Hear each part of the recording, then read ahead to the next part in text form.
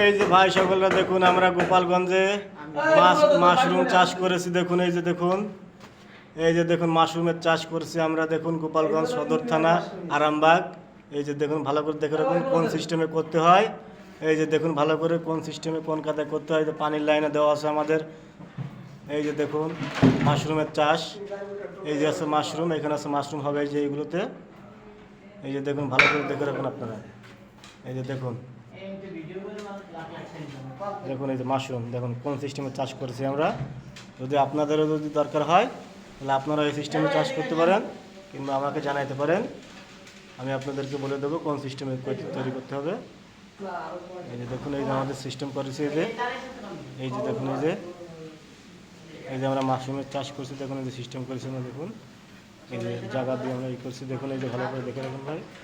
হ্যাঁ এই যে দেখুন, এই যে দেখুন মাশরুম, এটা আছে মাশরুম।